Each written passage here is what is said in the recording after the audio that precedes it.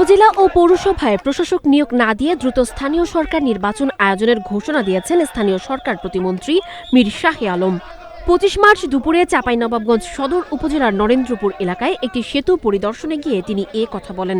প্রতিমন্ত্রী জানান, জনগণের ভোটে নির্বাচিত প্রতিনিধিরা স্থানীয় সরকার পরিচালনা করবেন, প্রশাসক দিয়ে পরিচালনার কোনো পরিকল্পনা নেই। তিনি আরো বলেন, পূর্বের নির্বাচন বাতিল করা হলেও সাধারণ প্রতীকে নির্বাচন আয়োজনের বিধান বহাল রয়েছে।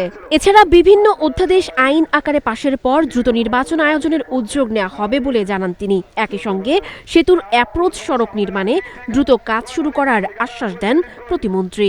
জাতীয় প্রতীকে এই প্রতীকটা ওনারা বাতিল করে দিয়েছেন। সাধারণ প্রতীকে নির্বাচনের ব্যাপারে ওনারা অধ্যাদেশে ম্যান্ডেটটি রেখেছেন। আপনারা জানেন যে প্রথম অধিবেশনে মাননীয় সংসদ সদস্য জানেন যে 133টি অধ্যাদেশ অন্তর্বর্তীকালীন সরকারের উপস্থাপন হয়েছে এবং সেগুলো আইন আকারে পাশ করার জন্য বিশেষ কমিটি কাজ করছেন।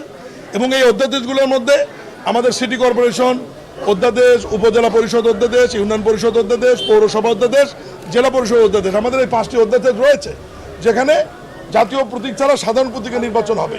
এই পার্লামেন্টে মাননীয় সংসদ সদস্যরা এই অধ্যাদেশগুলি যদি আইন আকারে পাশ করে, আইনটা যখন আইন মন্ত্রণালয়ের মাধ্যমে পাশ হয়ে আমাদের মন্ত্রণালয়ে যাবে, যাওয়ার সঙ্গে সঙ্গে আমরা নির্বাচনের ব্যাপারে পদক্ষেপ নেব।